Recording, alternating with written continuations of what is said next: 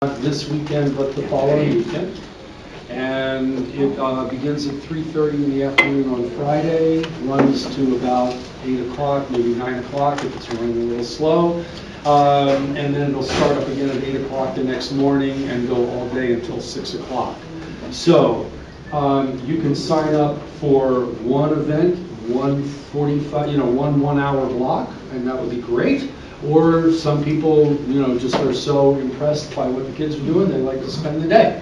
And they just go from this event to this event, and our big problem with people like that is we like to try to make sure they don't see the same kids more than once, just because it's not fair if they get to develop actually a relationship from watching a certain student. So the commitment can be as small or as large as you like. And just, really quickly, I brought the whiteboard out here because this is what we use to determine who on our team is in what events, and this just gives you an overview of the events. Oh, I should say, so what we have out here are the instructions for each type of event that you can look at, and we have a couple examples of the ballots of each type of event. I want to stress, even for those of you who have done it before, if this is designed to be judged by lay judges. So, you are not, you don't need to feel like, oh my God, it's been 5 years since I was on Broadway. Maybe I'm not qualified for this. Not an issue, okay? They're supposed to be, as you look at events that you might be interested in, all the categories that you're supposed to be using to judge them by are listed for you, giving them point spreads of 1 to 5. You'll see in all of these ballots, there's ways to add up the points and get totals of points. But that's actually not how you determine who wins the round or what order they are in the round, because sometimes kids would have ended up with the same number of points. Or sometimes a kid will just end up with more points, but somebody else's piece will really, really move you. It's your call. You're the judge. What's important is in the upper right-hand corner of all of these ballots, there is a box or a line or something where you will rank them. That's how we, in the tabulation room, will determine who's doing well, and who's coming in first, second, third, fourth, fifth, whatever. You'll have 5, 6 kids in your room for your round. You have to rank them, one being the highest, going on down.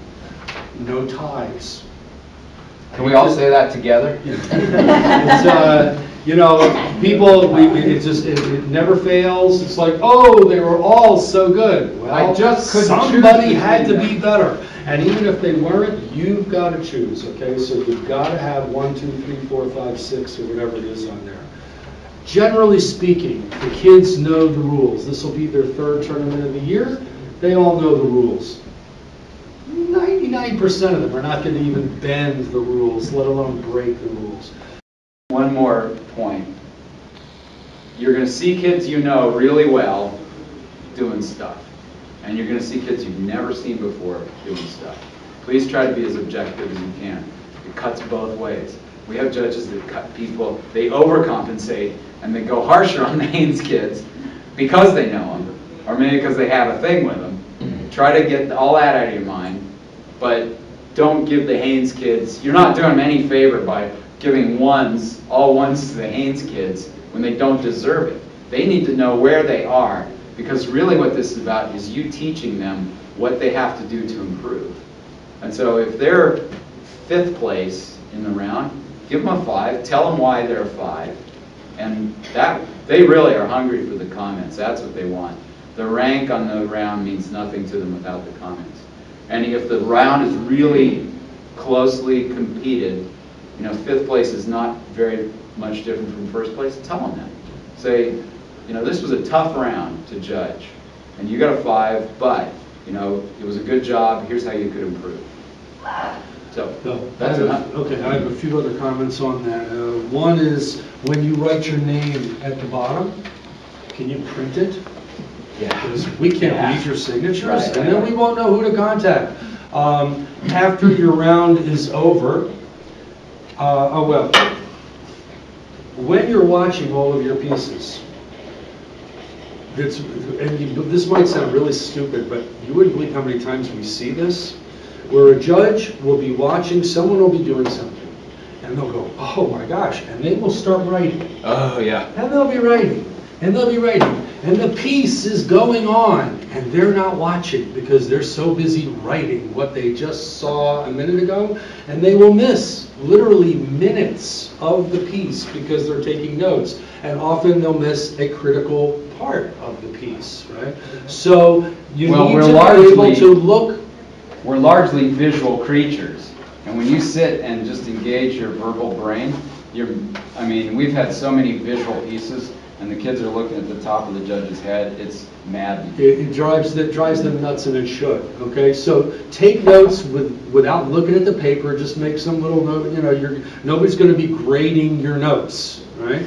But please keep your eyes on the pieces while they're going on. And you can always, after they're over, the next actor is really anxious to go. You just say, give me a few minutes, yeah. And that's when you write your notes. And that's when you write them out a little bit more. Now, you don't need to take the time between kids to fully write out all the ballots and all. You're going to get time after the round is over to finish those 6 ballots up. But just make sure you make enough notes on the ballot that when they're all done, you can go off to a quiet space and you can do a decent job of evaluating them one against the other.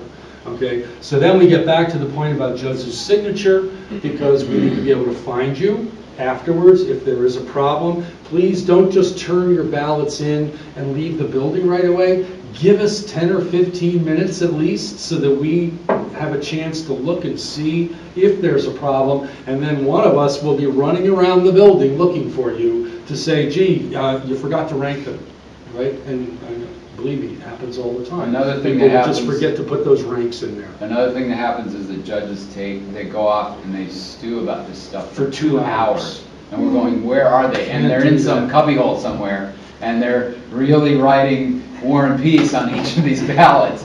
And have some balance there, because we take a few minutes. Take half a few hour. minutes. Even a half hour is a long time, Yeah. because that's into the next round. And what we do is we stagger the rounds so that readers' theater comes before debate, which comes before acting or whatever. But pretty quickly, we need to have them back.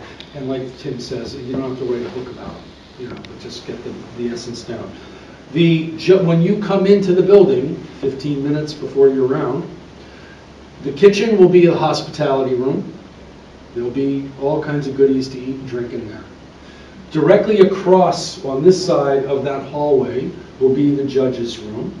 And 15 minutes before your round is when we're going to be gathering up all the judges for that next round. And then we will be giving out the packets, which will have the instructions and the ballots and the time. You'll get put together with a timer, and you will go off to your room.